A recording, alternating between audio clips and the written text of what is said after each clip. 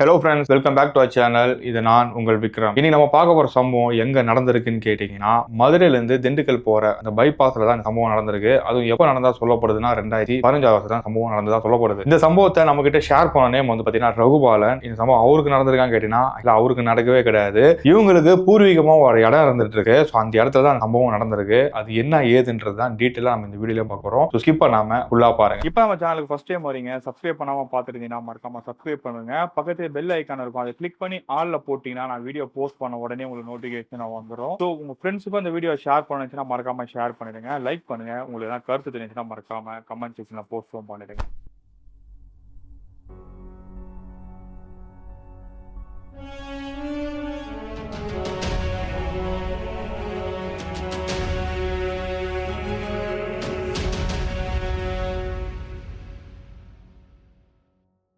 ரகுபாலனுக்கு வந்து நிறைய ப்ராப்பர்ட்டி இருந்துட்டு இருக்குங்க. ஆக்சுவலா இவரோட ப்ராப்பர்ட்டியான்னு கேட்டீங்கன்னா இவருக்கு கிடையாது, இவங்க தாத்தாவோட ப்ராப்பர்ட்டி தான். அந்த மாதிரி தான் வந்து அந்த பைபாஸுக்கு ஒட்டின மாதிரி ஒரு இடமும் இருந்துட்டு இருக்கு. அந்த இடத்துல ஒரு பழைய பில்டிங்கும் இருந்துட்டு இருக்கு. அது பழைய பில்டிங்னு சொல்றான்னு கேட்டீங்கன்னா அப்படி முடியாது. ஏன்னா அந்த பில்டிங் வந்து பாத்தீங்கன்னா ஒரு பழைய வீடு மாதிரி தான் இருந்துட்டு இருக்கு. அந்த இடத்துல ஒரு ஹோட்டலும் ரன் ஆயிட்டு இருந்துருக்கு கொஞ்ச நாளா. அந்த பைபாஸ்ன்றதுனால நிறைய பேர் ஹைவேஸ்ல போறவங்க வரவங்க வந்து சாப்பிட வருவாங்களா, அவங்களுக்காகவே வந்து அந்த இடத்த வந்து அவங்க கட்டிய வச்சிருந்திருக்காங்க. பட் அந்த இடத்துல கொஞ்சம் வருஷத்துக்கு முன்னாடி ஒரு சம்பவம் நடந்திருக்குங்க. அந்த சம்பவத்தால நிறைய பிரச்சனைகள் நடந்திருக்கு. அதுக்கப்புறம் என்ன பண்ணிருக்காங்கன்னா, அந்த பில்டிங்ல வந்து யாரும் போகக்கூடாது அப்படின்னு சொல்லிட்டு அந்த பில்டிங்கை மூடி வச்சிருந்திருக்காங்க. ரொம்ப வருஷம் கழிச்சு என்ன நடக்குதுன்னு பாத்தீங்கன்னா, ரகுபாலன் தாத்தா வந்து இறந்து போயிடுறாரு. ஸோ அவர் இறந்து போனதுக்கு அப்புறம் ரகுபாலன் என்ன செய்யறாருன்னா, இந்த இடத்தெல்லாம் வந்து நம்ம எதனா பண்ணி ஆகணும்னு சொல்லி அவங்க அப்பா கிட்ட பேசுறாரு. அப்ப அவங்க அப்பா என்ன சொல்றாருன்னா, இல்லப்பா அந்த இடத்த வந்து ரொம்ப பிரச்சனை இருக்கு. ஸோ அந்த பிரச்சனையை வந்து நம்ம சரி பண்ணாம அந்த இடத்த நம்ம எதுவும் பண்ண முடியாது அப்படின்ற மாதிரி அவங்க அப்பா சொல்றாரு. ஆனா ரகுபாலன் என்ன சொல்றாருன்னா, அப்பா உங்க காலத்துல வந்து அதெல்லாம் நடந்துச்சு அப்படின்றதுக்காகலாம் என் காலத்துல அதை கொண்டு சொல்லிட்டு இருக்காது. எனக்கு தெரிஞ்சு அங்க எதுவுமே கிடையாது. ஸோ அந்த இடத்த நான் ரெடி பண்ண போறேன் அப்படின்ற ரகுபாலன் சொல்றாரு. அப்போ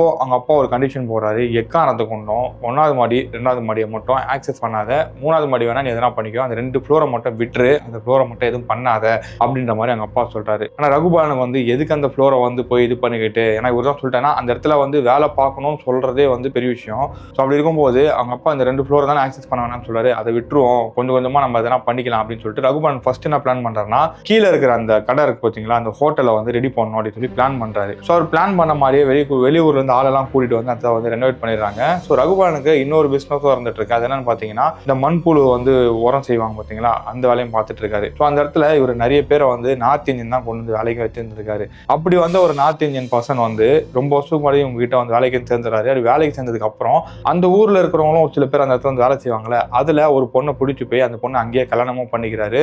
ஸோ அங்கேயே வந்து பாத்தீங்கன்னா 2 பேரும் வேலை செஞ்சுட்டு இருக்கனால அவங்க அங்கேயே தான் தங்கிட்டு வந்துட்டு இருக்காங்க. அவங்களுக்கு ஒரு பையனும் இருக்கான். ஸோ இவர் என்ன செய்யறாருன்னு பாத்தீங்கன்னா, ஸோ இவங்களை கொண்டு வந்து அந்த இடத்துல வச்சிருக்கணும். ஏன்னா அந்த பையன் வந்து நல்லாவே சமைப்பாரு அப்படின்றது ரகுபாலனுக்கு தெரியும். ஸோ இவனை வச்சு நம்ம சமையல் வேலையெல்லாம் பார்த்துப்போம். ஏன்னா மோஸ்ட்லி ஹைவேஸ்ல நார்த் இந்தியன்ஸ் தான் வராங்க, ட்ரக் டிரைவர்ஸ் தான் வராங்க. ஸோ இவனுக்கும் ஹிந்தி தெரியும். ஸோ இவனை வச்சு சமாளிச்சிக்கலாம் அப்படின்ற மாதிரி ரகுபாலன் பிளான் பண்றாரு. ஸோ பிளான் பண்ண மாதிரி ரகுபாலன் என்ன சொல்றாருன்னு பாத்தீங்கன்னா, அவங்க அந்த மண்புழு உரம் செய்யறாங்களா, அந்த இடத்துல தான் அவங்களுக்கு தனியா ஒரு சின்னதா ஒரு வீடு மாதிரி கொடுத்துருந்தாங்க. அந்த வீடுன்னு சொல்ல ஒரு சின்ன ஒரு ரூம் தான். அந்த ரூம் தான் 3 பேர் இருந்துட்டு இருக்காங்க.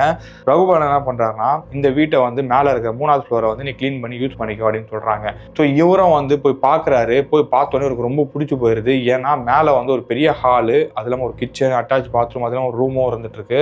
ஸோ இவருக்கு வந்து சொல்ல வாடகையும் கிடையாது. அதை பார்த்துக்கிட்டு கீழே ஹோட்டலையும் பார்த்துக்க சொல்றாருன்னு சொல்லிட்டு இவர் என்ன பண்றாருன்னா, அந்த ஒரு வீடு எல்லாமே கிளியர் பண்ணிடுறாரு. கிளீன் பண்ணிட்டு அந்த வீட்டில் ஒரு சில ஃபர்னிச்சர்லாம் இருக்கு. ஸோ அதை இவர் யூஸ் பண்ணிட்டுமான்னு கேட்கறாரு. தாராளமாக யூஸ் பண்ணிக்கோ அப்படின்னு சொல்லி ரகுபாலன் சொன்னோன்னே இவர் அந்த ஃபர்னிச்சர்லாம் கிளீன் பண்ணி ஒரு சிலதெல்லாம் வந்து டேமேஜ் ஆகி போயிருக்கு, அதெல்லாமே ரெடி பண்ணிடுறாரு.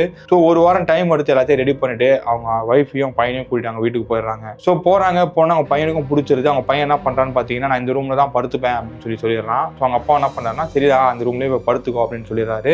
ஸோ அவங்க பையனுக்கு ஏற்ற மாதிரி அந்த ரூம் ரெடி பண்ணி கொடுத்துட்றாங்க. ஸோ ஒரு வாரம் எந்த ஒரு பிரச்சனையும் கிடையாதுங்க அந்த இடத்துல. நான் ஒரு வாரத்துக்கு அப்புறம் ஒரு பிரச்சனை வருது. நைட்டு தூங்கிட்டு இருந்த பையன் அலறி அடிச்சு ஹாலுக்கு ஓடி வரான். ஹாலுக்கு ஓடி வந்தோடனே ஹாலில் தான் அவங்க அம்மா அப்பா படுத்துட்டு இருக்காங்க. அவங்கள பார்த்தோன்னே ஒரு தாத்தா வர ரூம்குள்ள தாத்தா வந்து என்ன பாக்குறாரு, முறைக்கிறாரு அப்படின்ற மாதிரி சொல்றான். என்னடா சொல்ற, தேவலாம் வந்து கனவு காண்டியா அப்படின்னு சொன்னோடனே இல்ல எனக்கு பயமா இருக்குன்னு சொன்னோடனே அவங்க அம்மா ஏன்ட்டு போய் பாக்குறாங்க. போய் பார்த்தா அந்த ரூம்ல ஒரு கட்டிலும் ஒரு சேரும் மட்டும் தான் இருக்கு. அந்த சேரை தான் உட்காந்து முறைக்கிறாரு அப்படின்ற மாதிரி அந்த பையனை சொல்றான். ஸோ அவங்க அம்மா வந்து அப்பெல்லாம் எதுவுமே இருக்காது, கனவா இருக்கும், நீ இங்கேயே படுத்துக்கோ அப்படின்னு சொல்றாங்க. இல்ல நான் உள்ள போய் படுத்துக்கிறேன்னு சொல்லிட்டு அந்த பையன் அப்பவும் உள்ளதான் போய் படுக்கிறான். ஸோ படுக்கும்போது அந்த பையனுக்கு எந்த ஒரு பிரச்சனை இல்லை. மறுநாள் மறுபடியும் இதே பிரச்சனை ஆகுது. தொடர்ந்து அந்த ஒரு வாரம் ஃபுல்லா இதே தான் சொல்லிட்டு இருக்கான். சொன்னோன்னே இவங்களே கொஞ்சம் வெறுப்பாய் போகுது, நீ உள்ளே போய் படுக்க, ஹாலிலே படுன்னு சொல்லிட்டு அதை வந்து ஹாலில் படுக்க வச்சிடறாங்க.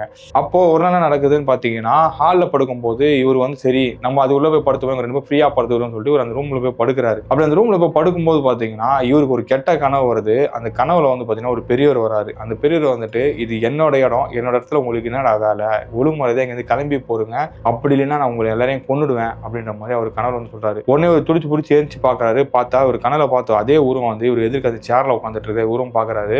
அந்த சேர் வந்து பார்த்தீங்கன்னா ஒரு செகண்ட்ல அவர் மறைஞ்சும் போயிரு. அந்த சேர் மட்டும் பார்த்தீங்கன்னா ஆடிட்டே இருக்கு. இதை பார்த்த உடனே இவருக்கு என்ன சொல்றதுன்னு தெரியல. இவர் வீட்டில் சொன்னா பயந்துருவாங்கன்னு சொல்லிட்டு இவர் வீட்லயும் சொல்லல. மறுநாள் காலையில் என்ன பண்றாருன்னு பார்த்தீங்கன்னா கீழே அந்த ஹோட்டல் வேலைக்காக ஒரு சில திங்ஸ் எல்லாம் வாங்கணும்னு சொல்லி கிளம்பி மதுரைக்கு போயிடுறாரு. ஸோ அவர் மதுரைக்கு போனதுக்கு அப்புறம் இவங்க பையன் சின்ன பையன் தான், ஒரு 6-7 வயசா இருக்கும் போல. அந்த பையன் அவங்க அம்மா என்ன செய்யறாங்கன்னு பார்த்தீங்கன்னா குளிப்பாட்டலாம் அப்படின்னு சொல்லிட்டு இவங்க மாடியில் ஒரு சின்ன உனக்கு இடம் இருக்கு, அந்த இடத்துல வச்சு இவங்க குளிப்பாட்டு வந்துட்டு இருக்காங்க. அப்படி குளிப்பாட்டு இருக்கும்போது டிவி ஓடுற சத்தம் கேட்குது. இவங்க வீட்டில் அந்த பழைய டிவி தான் இருந்துட்டு இருக்கு. எல்சிடி அந்த மாதிரி டிவிலாம் கிடையாது, ஒரு சிஆர்டி டிவி தான். அங்க இருக்கிறவங்க யாரோ கொடுத்தாங்க, அதான் யூஸ் பண்ணிட்டு இருந்திருக்காங்க. அந்த டிவி ஓடாது, அது ரிப்பேர் பண்ணணும் அப்படின்னு சொல்லிட்டு தான் வச்சிருந்திருக்காங்க. ஆனா அந்த டிவி ஓடுற மாதிரி உங்களுக்கு சத்தம் கேட்குது. உள்ள போய் பார்த்தா டிவி ஆன்ல தான் இருக்கு. இந்த டிவி யாரும் தெரியாம ஆன் பண்ணிட்டாங்க போலன்னு சொல்லிட்டு அவங்க பையன் தான் பண்ணிருப்பான் அப்படின்னு சொல்லி இவங்க என்ன செய்வாங்கன்னா அந்த டிவியோட பிளக் பிடிங்கிட்டு அப்படின்னு வெளில போறாங்க. வெளில போயிட்டு சும்மா இருக்க மாட்டேன், எதுல டிவி ஆன் பண்ணணும், அந்த பையன் முழிக்கிறான். நான் எங்க டிவி ஆன் பண்ணேன் அப்படின்னு சொல்லிட்டு இந்த பையன் முழிச்சிட்டு இருக்கான். மறுபடியும் வந்து குளிப்பாட்டு இருக்காங்க. மறுபடியும் வந்து சத்தம் கேட்குது, டிவி ஓடுற மாதிரி. என்னடா அது டிவி வர சத்தம் கேட்குதுன்னு சொல்லிட்டு இவங்க மறுபடியும் போய் பாக்குறாங்க. மறுபடியும் போய் பார்த்தா டிவி வந்து இறைச்சல ஆன்ல தான் இருக்கு. ஆனா இந்த டைம் ஒரு விஷயத்த பாக்குறாங்க, பிளக் வந்து பாத்தீங்கன்னா டிவில கனெக்ட் ஆகல. இவங்க சுத்தி முத்தி டிவி காரங்கன்னா கனெக்ஷன் இருக்கான்னு பாக்குறாங்க, எங்கேயுமே கனெக்ஷன் இல்லை. இவங்களுக்கு ஒரு பயம் வந்துருது. இந்த பயத்தை காட்டினா பையன் எங்க பயந்துட போறான்னு சொல்லிட்டு இவங்க அமைதியா மறுபடியும் வந்து பையனை வந்து வேகமா என்ன பண்றாங்க பாத்தீங்கன்னா அவங்க உடம்பெல்லாம் தொலைச்சிட்டு ட்ரெஸ் போட உள்ள கூப்பிட்டு வராங்க. உள்ள கூப்பிட்டு வந்தோடனே கொஞ்ச நேரத்தில் என்ன ஆகுதுன்னு பாத்தீங்கன்னா கிச்சன்ல வந்துட்டு சாமானா உருள்ற சத்தம் கேட்குது. இவங்க உள்ள போய் பொறுமையா பாக்குறாங்க. போய் பார்த்தா சாமான் விழுந்து கிடக்குது. இவங்களுக்கு ஒரு பயம் வந்தது. பயம் வந்து என்ன பண்றாங்க பாத்தீங்கன்னா வேகமா வந்து கத்த ஆரம்பிக்கிறாங்க. கத்த ஆரம்பிச்ச உடனே வந்து அவங்க வெளியில போனாங்க வீட்டுக்காரருக்கு வந்து கால் பண்ணி இந்த மாதிரி வீட்டுல சாமான்லாம் வந்து உருளுது அப்படின்னு சொல்றாங்க. அவரும் வந்துட்டு உங்களுக்கு ஒரு வேலையே கிடையாதா, ஒருத்தர் நிம்மதியா இருக்கலாம்னு பார்த்தா இப்படிலாம் பண்ணிட்டு இருக்கீங்க, தேவையில்லாம எதெல்லாம் பிரச்சனை பண்ணி இருக்கிற இடமும் போயிட போகுது அப்படின்ற மாதிரி அவரும் சொல்றாரு. ஸோ இவங்களுக்கு என்ன செய்யுதுன்னு தெரியல. மறுபடியும் சாமான்லாம் வந்து பார்த்தீங்கன்னா கொஞ்சம் மோசமாகவே வந்து பார்த்தீங்கன்னா எல்லாமே வந்து விழ ஆரம்பிக்குது. விழ ஆரம்பிச்சதுக்கு அப்புறம் இவங்க என்ன செய்யறாங்கன்னு பார்த்தீங்கன்னா நேராக போய் கிச்சனுக்குள்ள போய் பார்க்குறாங்க. போய் பார்த்தா செவுத்துல வந்து அங்கே அந்த இவங்க அடி ஒரு கொஞ்சம் தான் க்ளீன் பண்ணியிருப்பாங்க. அங்கங்கே அந்த கறியெல்லாம் இருக்கும் பார்த்தீங்களா, அது எடுத்து தமிழில் போ அப்படின்னு சொல்லிட்டு எழுதி வச்சுக்கிறத இவங்களும் பார்த்துடுறாங்க. இதை பார்த்து இவங்களுக்கு இன்னும் பயம் அதிகமாக போய் அவங்க புருஷனுக்கு கால் பண்ணி உங்கள்கிட்ட வா இந்த மாதிரிலாம் இருக்குன்னு சொன்ன உடனே அவரும் வந்துடுறாரு. வந்து பார்த்தோன்னே அவருக்கே வந்து அதிர்ச்சியாக தான் இருக்குது. அதிர்ச்சியானதுக்கு அப்புறம் அவர் என்ன பண்ணாங்கன்னா இமீடியட்டாக அவங்க ஓனருக்கு ஃபோன் பண்ணி வர சொல்கிறாரு. இந்த மாதிரி இருக்கு பாருங்க, இங்கே இடத்துல நாங்கள் எப்படிங்க இருக்கிறது அப்படின்னு சொல்லிட்டு அவரும் சொல்கிறாரு. சொன்னோடனே அவர் வந்து பார்க்குறாரு. பார்த்துட்டு இதெல்லாம் யார் பண்ணதுன்னு கேட்டால் யார் பண்ணதுன்னு தெரியலிங்க, இந்த மாதிரிலாம் இருக்குது அப்படின்னு சொன்ன உடனே அவர் வந்து அவங்க ஒய்ஃப் கையை பார்க்குறாங்க. அவங்க ஒய்ஃப் கையை பார்த்தா அவங்க ஒய்ஃப் கை சின்ன கை, இவர் கையும் பார்க்க இவரும் சின்ன கை. ஆனால் அங்கே இருக்கிற கையில் தான் வச்சு தான் எழுதிருக்காங்க. அந்த கை வந்து பார்த்தீங்கன்னா பெருசாக தான் இருக்குது. இவர் வந்து 2 பேர் கையை வச்சு பார்க்குறாரு. பார்த்தா இவங்க 2 பேர் கையும் கிடையாது. இவருக்கு என்ன பண்ணுறதுன்னு தெரியல. சரி ஒன்றும் பயப்படாதீங்க நான் இருக்கிறேன் அப்படின்னு சொல்லிட்டு இவர் அங்கேருந்து கிளம்பி அவங்க வீட்டுக்கு போகிறாரு. வீட்டுக்கு போய் சாப்பிடும்போது அவங்க அப்பா கிட்ட நடந்த எல்லாத்தையுமே சொல்கிறாரு. டேய் உங்களுக்கு ஒரு வேலையே கிடையாதுடா, நான் எவ்வளோ வாட்டி சொன்னேன் அந்த 2வது மாடிக்கும் முதல் மாடிக்கும் போகாதீங்கன்ட்டு, அங்கே போய் யாரும் ஏதோ பண்ணிருக்கீங்க அதனால தான் இதெல்லாம் நடக்குது அப்படின்னு சொன்ன உடனே இவருக்கு வந்து ஒன்றுமே புரியல. உடனே வந்து பார்த்தீங்கன்னா அந்த வேலை செய்கிற அந்த பையனுக்கு ஃபோன் பண்ணி கேட்குறாரு. இந்த மாதிரி நீங்கள் எதனா 2வது மாடிக்கும் முதல் மாடிக்கும் போனீங்கன்னு கேட்டால் இல்லை நாங்கள் போகவே இல்லை அப்படின்னு சொல்கிறாங்க. அதுக்கப்புறம் என்ன பண்ணா ரகுபானும் அவங்க அப்பாவும் வந்து கிளம்பி அங்கே வந்துடுறாங்க. வந்து அங்கே இருக்கிற விஷயத்தெல்லாம் பார்த்த உடனே உங்களுக்கு புரிஞ்சிருது இங்கே ஏதோ பிரச்சனை நடந்திருக்குன்ட்டு. அப்போ மறுபடியும் கேட்குறாங்க நீங்கள் 2வது மாடிக்கு இல்லை 1வது மாடிக்கு போனீங்களான்னு கேட்டோடனே அவங்க ஒய்ஃப் மட்டும் பயந்துகிட்டு ஒரு விஷயத்த சொல்கிறாங்க. ஆமாங்க நான் போனேன் அப்படின்ற மாதிரி சொல்கிறாங்க. எதுக்கு நீங்கள் போனீங்க அப்படின்னு சொன்னோட தான் அவங்க ஒரு விஷயம் சொல்கிறாங்க. இந்த பில்டிங்கில் யாருமே இல்லை, நாங்கள் மட்டும் தான் இருக்கிறோம். ஸோ 1வது மாடி 2வது மாடியில் எதனா ஃபர்னிச்சர் அதெல்லாம் இருக்கான்னு சொல்லி பார்க்கலாம் தான் நான் போனேன், மற்றபடி வேறு எதுவுமே கிடையாது. ஏன்னா மேலேயே வந்து பார்த்தீங்கன்னா இந்த சின்ன ரூம்லேயே வந்து இவ்வளோ திங்ஸ் வச்சுருந்தீங்க நாங்கள் யூஸ் பண்ணிக்கிட்டோம். ஸோ கீழே எதனா இருந்துச்சுன்னா எனக்கு யூஸ்ஃபுல்லாக இருக்கும்னு சொல்லிட்டு நான் கீழே போகலான்னு சொல்லிட்டு போனேன். அங்கேருந்து தான் வந்து இந்த அடுப்புலாம் எடுத்துகிட்டு வந்தேன் அப்படின்னு சொல்கிறாங்க. அப்போ அவர் கேட்குறாரு நீ போனது பிரச்சனை கிடையாது, அந்த டோர் வந்து லாக் பண்ணி தானே இருந்துச்சு, வெளியில் வந்து ஒரு சில கயிறுலாம் கட்டி தானே இருந்துச்சு கேட்டால் ஆமாம் கட்டிலாம் இருந்துச்சு, நான் அதெல்லாம் அடுத்து தான் போனோன்னே அவர் தலையில் அடிச்சுட்டு அழுக ஆரம்பிக்கிறாரு.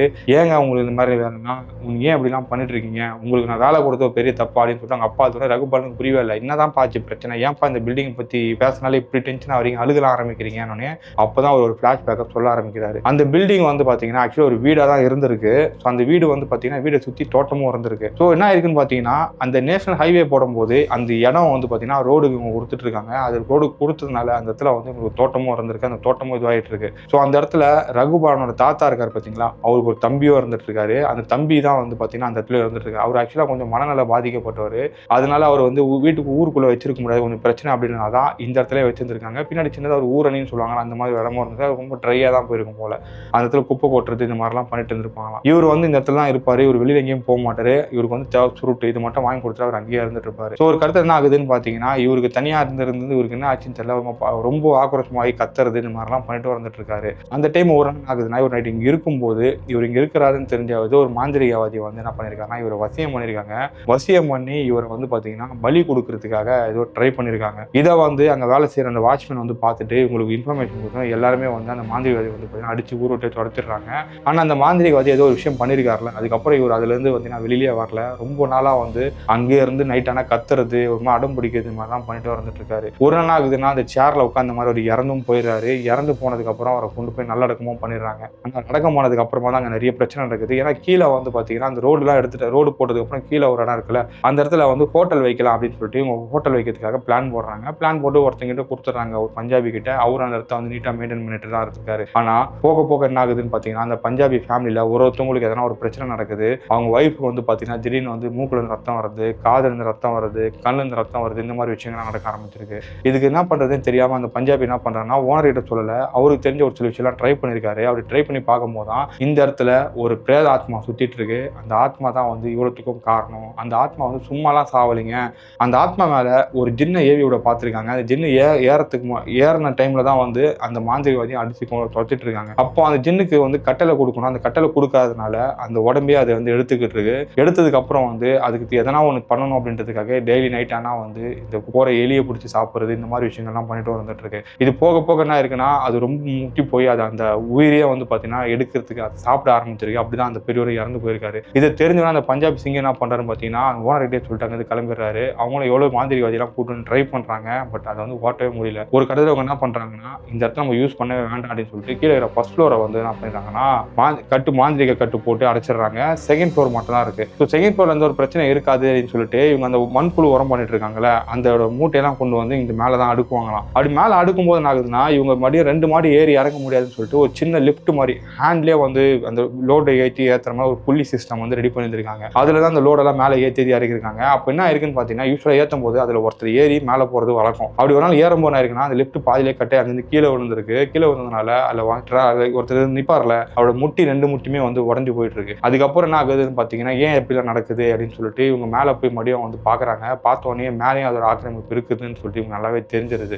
தெரிஞ்சதுக்கு அப்புறம் வந்து மேலே இருக்கிற 2வது மாடியை வந்து லாக் பண்ணி அதுக்கும் மாந்திரிகை கட்டு போட்டுறாங்க. அப்போ என்ன பண்ணனா, 3வது மாடிக்கு வரக்கூடாதுங்க, அதுக்கு எதனா வழி பண்ணுங்க அப்படின்னு சொல்லிட்டு அந்த மாந்திரி வழியை சொல்லிடுறாங்க. அவங்களும் அதுக்கேற்ற மாதிரி ஒரு சில விஷயங்கள்லாம் பண்ணியிருக்காங்க. ஆனால் என்ன ஆகுதுன்னு பார்த்தீங்கன்னா, இவங்க எப்படியா அந்த இடத்த வித்தாகணும்னு சொல்லி ட்ரை பண்ணுறாங்க. ஆனால் அவங்களால அந்த இடத்த விற்கவும் முடியல. என்ன காரணம்னு பார்த்தீங்கன்னா, அது வந்து இவங்க பேர்லேயே கிடையாது, அவங்க தாத்தா இறந்து போன அவரோட பேரில் தான் இருக்கு. அவருக்கு யாரும் வாரிசு கிடையாது. அவர் மனநலம் பாதிக்கப்பட்டவர் அப்படின்னால அவருக்கு வாரிசு யாருமே கிடையாது, கல்யாணமும் பண்ணி வைக்கல. ஸோ இந்த இடத்த விற்க முடியாது, நம்ம இருக்கிற வரைக்கும் நம்ம ஆழ்ந்துக்கலாம் அப்படின்ற மாதிரி தான் இவங்களும் நினச்சிருந்துருக்காங்க. பட் நாளாக நாள் அந்த பிரச்சனை அதிகமானோடனே அந்த இடத்துல யாருமே எதுவுமே பண்ண வேணாம், அப்படியே விட்டுருங்கடா அப்படின்னு சொல்லி தான் விட்டுருக்காங்க. ஆனால் ரகுபாலன் வந்து சின்ன வயசுல வந்து இந்த விஷயம் அசல் புதுசாக தெரியும், பட் பெருசெல்லாம் தெரியாது. ஏன்னா இவர் படித்தது எல்லாமே வந்து பார்த்தீங்கன்னா ஊட்டியில் தான் வந்து படிச்சிருக்காரு. அதுக்கப்புறம் வந்து பார்த்தீங்கன்னா பெங்களூர், லண்டனில் படிச்சு தான் வந்திருக்காரு. ஸோ இவருக்கு வந்து பிஸ்னஸ் அந்த மைண்ட் செட்டாக தான் இருந்திருக்கு. இந்த பேய் பிக்சர்ஸ்லாம் சொன்ன அவருக்கு புரியல. பட் இதெல்லாம் அவர் கண்ணோட பார்த்தோன்னே இவருக்கு என்ன பண்ணுறதுன்னு தெரியல. என்ன ஆனாலும் சரி இந்த பில்டிங் வந்து நம்ம டெமாலிஷ் பண்ணி ஆகணும் அப்படின்னு சொல்லிட்டு அவர் ரகுபாலன் என்ன பண்ணியிருக்காரு பார்த்தீங்கன்னா, ஒரு கான்ட்ராக்டை கூப்பிட்டு ஒரு கொட்டேஷன் வாங்கி அந்த பில்டிங்கை டெமாலிஷ் பண்ணவும் பார்த்துருக்காங்க. அந்த பில்டிங்கை டெமாலிஷ் பண்ணும்போதே அங்கே வேலை செஞ்ச நிறைய பேர் இறந்து போயிருக்காங்க. ஒரு கட்டத்தில் அந்த கான்ட்ராக்டர் வந்து இந்த வேலையை வேணாம்னு சொல்லிட்டு இடிச்சு அரைகுறையாக விட்டு தான் போயிருக்காரு. பட் நாளாக என்ன ஆகுதுன்னு பார்த்தீங்கன்னா, அந்த லோக்கலில் இருக்கிறவங்களே வந்து அந்த இடிஞ்சு போன பில்டிங் இரும்பு திருறதுக்கு அந்த மாதிரிலாம் வந்து என்ன பண்ணுறாங்கன்னா, அதை உடச்சி கிடச்சி அந்த பில்டிங்கை ஒரு வழி பண்ணிட்டு இருக்காங்க. இப்போ தரமட்டமாகி அந்த இடத்துல வந்து வேற ஒரு கன்ஸ்ட்ரக்ஷன் நடந்துட்டு இருக்குதா ரகுபாலன் நம்ம கிட்டேயும் சொல்லியிருக்காரு. ஸோ அவர் சொன்னது என்னன்னு பார்த்தீங்கன்னா, அதை எங்களால் விரட்டிட்டோமான்னு கேட்டீங்கன்னா விரட்ட முடியலைங்க. பக்கத்தில் அந்த ஊரணி பக்கமாக தான் அது சுற்றிட்டு வந்துட்டு இருக்கு. அது எங்கள் தாத்தா உருவத்திலே கிடையாது. சில பேர் என்ன சொல்றாங்க, தாத்தா உருவத்தில் இருந்துச்சுன்னு சொல்றாங்க. சில பேர் என்ன சொல்றாங்கன்னா, அது ஏதோ பொண்ணு மாதிரியான உருவத்தில் இருந்துச்சுன்னு சொல்றாங்க. சில பேர் வந்து ஒரு திருநங்கம் மாதிரி சுத்திட்டு இருக்குன்னு சொல்றாங்க. எங்களுக்கு என்ன பண்றதுனே தெரியல அப்படின்ற மாதிரி தான் அவரும் சொல்லியிருந்தாரு. இன்ன வரைக்கும் அவருக்கு அந்த பிரச்சனை இருக்கான்னு கேட்டீங்கன்னா, இன்ன வரைக்கும் வந்து அவருக்கு அந்த பிரச்சனை இருக்கு. ஆனால் அந்த இடத்துல கிடையாது, பின்னாடி அவங்க இடத்த சுற்றி இருக்கிற இடத்துல தான் அந்த பிரச்சனை இருந்துட்டு இருக்கு அப்படின்னு மாதிரி ரகுபாலன் நம்ம கிட்டே சொல்லியிருக்காரு. எக்ஸாக்டா அந்த பிளேஸை நான் மென்ஷன் பண்ண வேண்டாம் தான் நினைச்சேன். ஏன்னா இவர் சொல்ற இடத்த வந்து நானும் பார்த்துருக்கேன். பட் அதாவது எந்த அளவுக்கு உண்மைன்றது எனக்கும் தெரியாது. இவர் சொன்னதுக்கு அப்புறமா தான் எனக்கே தெரியும். பட் இந்த இடத்த பேரை மென்ஷன் பண்ணால் நாளைக்கு யாராவது போய் அங்கே பார்க்கணும் அப்படின்னு சொல்லிட்டு போய் பார்த்து அது ஒரு பிரச்சனை ஆச்சுன்னா அது நம்மளுக்கு தான் பிரச்சனை. ஸோ அதனால அந்த இடத்தோட பேர் அவர் மென்ஷன் பண்ண வேணாம்னு தான் சொல்லியிருக்காரு. ஸோ உங்களுக்கு இந்த ஸ்டோரி பிடிச்சிருந்ததுன்னா லைக் பண்ணுங்க, ஷேர் பண்ணுங்க. நெக்ஸ்ட் ஒரு இன்ட்ரெஸ்டிங் வீடியோல பார்ப்போம். Stay tune. பை.